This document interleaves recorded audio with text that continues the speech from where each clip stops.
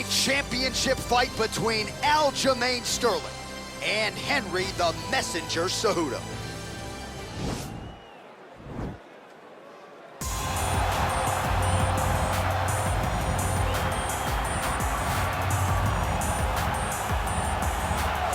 All right, here he is, the #1 lightweight contender, making his way to the octagon and looking to leave as the new undisputed UFC lightweight champion of the world. He has bided his time, waiting for this title shot. He's got the winning streak. He has the quality of opposition. Now he's fighting the #1 guy in the world. He believes he's the best. Now his opportunity to prove it, just a few minutes away.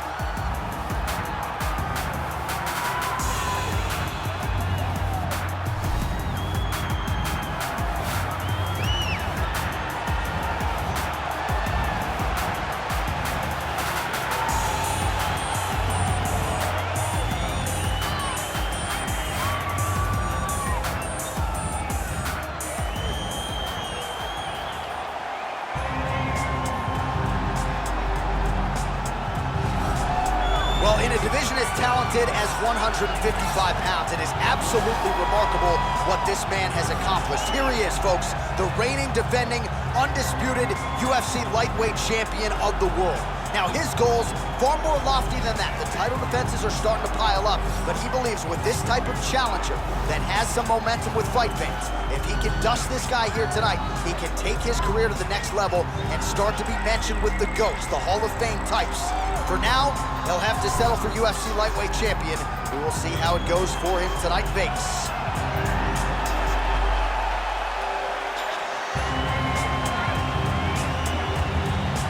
And now our tale of the tape for this lightweight fight. Sterling is 31, Cejudo is 33. Sterling will have the 7-inch reach advantage. All right, now for the official introductions, we go inside the octagon where we find Bruce Buffer. Ladies and gentlemen, this is the main event of the evening. And when the action begins, our referee in charge of the octagon, Dan Bergliata. And now, this is the moment UFC fans around the world have been waiting for. Live from the T-Mobile Arena in Las Vegas, it's time! 5 rounds for the undisputed UFC Lightweight Championship of the world. Introducing first, fighting out of the blue corner. This man is a Greco-Roman wrestler, holding a professional record of 16 wins, 2 losses. He stands 5 feet 4 inches tall, weighing in at 135 pounds. Fighting out of Phoenix, Arizona, presenting the challenger, Henry the Messenger Cejudo. And now introducing the champion, fighting out of the red corner. This man is a mixed martial artist, holding a professional record of 22 wins, 3 losses. He stands 5 feet 7 inches tall, weighing in at 135 pounds. Fighting out of Uniondale, New York, presenting the reigning, defending, undisputed UFC lightweight champion of the world, Aljamain Punkmaster Sterling.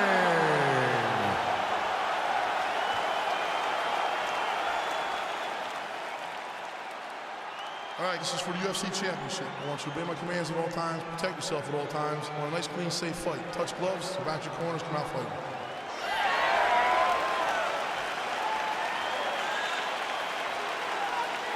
You ready? Are you ready? All right, so here we go. Round 1 is underway, and when he sat down with him on Thursday, he understood the grappling challenge he was up against, and he's not afraid to engage on the ground tonight. It's a danger that is not worth risking. It is something that you don't want to play with. This grappler is that good. When this fight gets to the ground, you enter his world, especially when it looks like you hold the advantage on the feet. Oh, big roundhouse attempt just misses. That could have been lights out.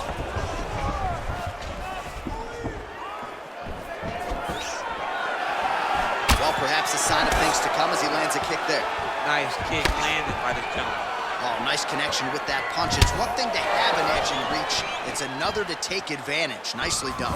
He got him whip his hip into that kick. And both guys really throwing with authority.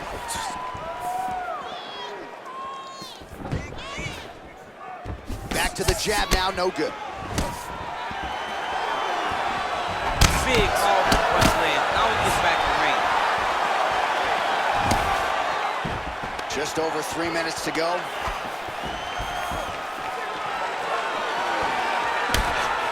Single collar tie here. That shot blocked by Sterling. And here he is back in familiar territory in the clinch. He's gonna try to take him down. There you go. Oh, massive slam. That'll change the complexion of this one.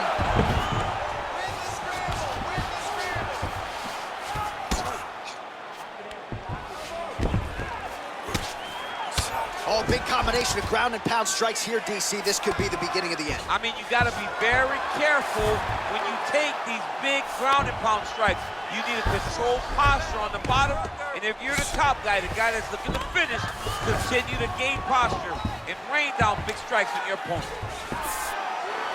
The Olympic gold medalist Cejudo gets caught by the elbow there. You know he's tough, but you just don't want to absorb too many more of those.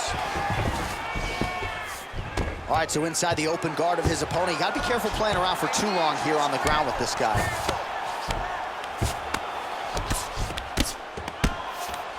Man, how fun is this to watch as he continues to dole out damage with the ground and pound? Take it back to the days of guys like Mark Coleman, just beating people up in the ground and pound. This guy is a throwback fighter, and he's very fun to watch. Yeah, the Godfather would be proud. Oh, he's got the ground and pound going now. He's putting him in exactly the positions he needs to be in right now. He's able to relax here, and he understands, being a veteran of so many fights, that as long as he's on top, he's winning. He feels like he's winning here. Good work from the top here by Cejudo. He continues to evolve as a striker. Horn sounds for the end of round one.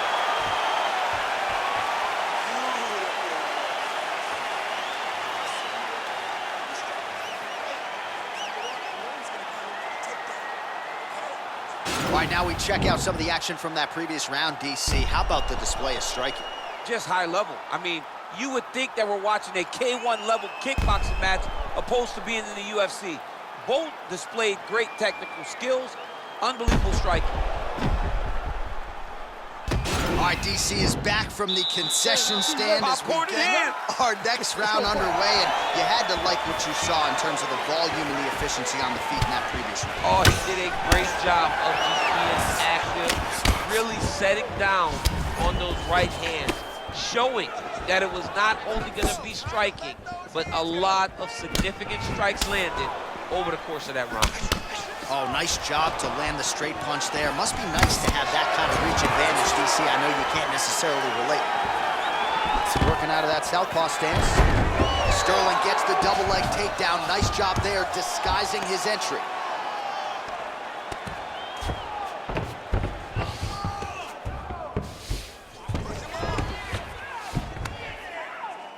Keep busy, guys. Don't just lay on them. All right, trying to pass here. As Glover Teixeira might say, not today. Not today. Great job of following with the hips, keeping those legs locked and keeping them in full guard.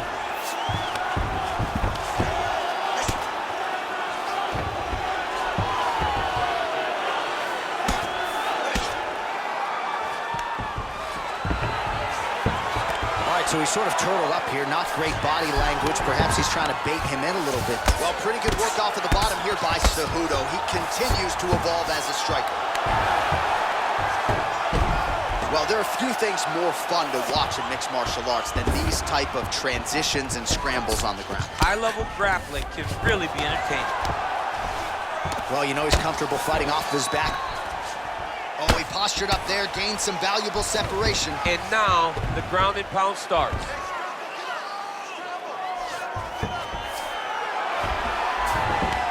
Close guard. Well, he's staying pretty effective here, fighting off of his back. Nice strike landed there by the bottom by Sterling. All right, so you gotta be careful playing on the ground with this guy. You don't want to mess around for too long. All right, working inside his opponent's guard here. You cannot sit in these jiu-jitsu guys' guard. And you can't have one arm in, one arm out. Guys will start throwing up legs, chasing triangles. Oh, and he's able to land a strike there from the bottom. Nicely done by Sterling. Man, doesn't take a lot of these kicks to produce redness. Look at the left side of his body there. Nasty. All right, so good ground and pound by him here. Certainly staying busy, and not just busy, but effective. You can just throw punches to keep the referee off you. This guy is throwing punches to be effective, to throw damaging strikes. He's doing a fantastic job. Well, you know, I don't like the gi very much, but I have an appreciation and a healthy one for these type of transitions. You can tell he's been in the gi at some point in his life in the way that he moves so freely. I'm skipping jiu-jitsu next week, too. Oh, the ground and pound strikes continue to rain down. The opponent better move out of harm's way or the referee's going to stop this. He better start to move, and when his opponent starts to posture, he needs to put his feet on the hip, push him away to try to escape this very, very dangerous position. All right, no telestrator for DC tonight, but we'll get you some replays. And if you like face punching, that was a good round. Yeah, where's my telestrator, man? I want to draw this action. But yeah, John, you're right. It was the striking, it was the punches that really did allow him to take control of this round.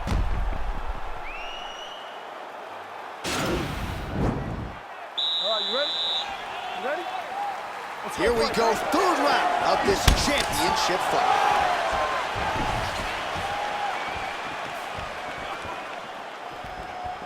Oh, strong punch there by Sterling.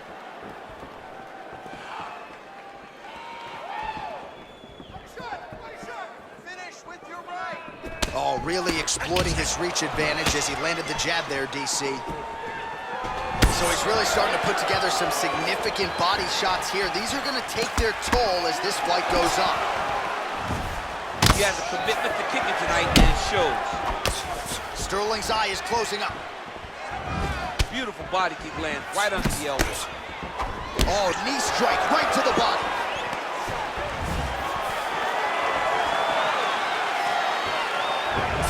Oh, straight right. Well, more often than not, when he has struck, he has landed 86 total strikes have landed for Henry Cejudo. Well, and more often than not, when it's been thrown, it has landed. DC landing at a 70% clip tonight against Aljamain Sterling. All right, so he lands another punch there, and he smells blood in the water, going right back at that cut. Absolutely. The opponent has a lot of scar tissue around the eyes. He was able to cut it open, and now he's just touching it over and over again. Oh, and he hip tosses him to the mat. Now we'll see what he can do from here, DC. Right into side control. He's going to try to control him, then find a submission. Fighters back to their feet here. Well, you've got to admire the urgency here. He is trying to keep the judges out of it, lighten up his opponent left and right. Just over 2 minutes to go in the round. Look at how he turns his hip into that leg kick. It got defended, but it will give Henry the idea that takedown may be coming. Nice 1-2 there. Just unable to quite find that range.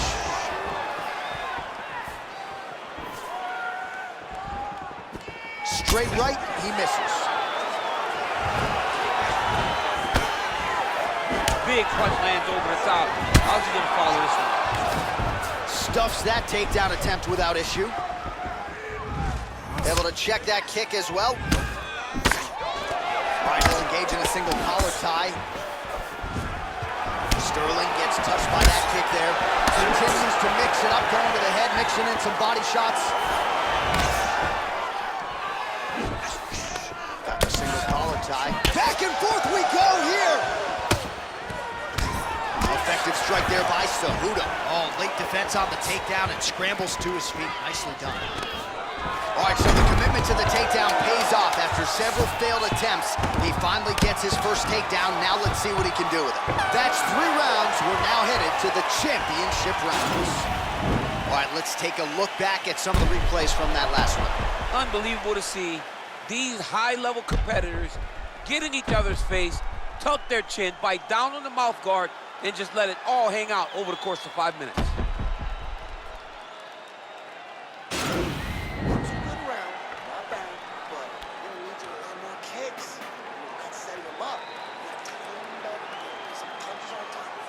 All right, so here we go with our fourth round of a possible 5, and a lot of fighters change up their training camp when they're fighting 5 rounds versus 3.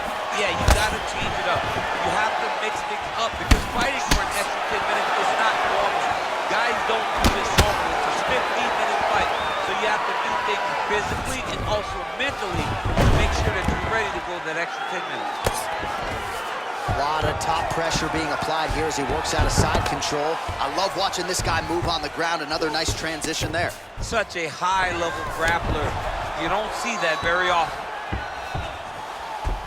Side control now. He switches the hips. Look at him push down the arm. He's going to step to a crucifix.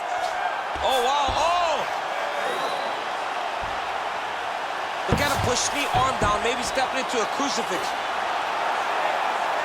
Wow, you don't see that very often. Oh, he's in trouble here.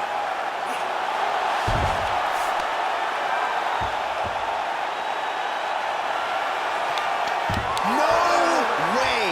His opponent had to tap from an inverted triangle. This is not something you see very often. Well, I don't determine who wins the bonuses, but when you execute an inverted triangle choke like that, 50 G.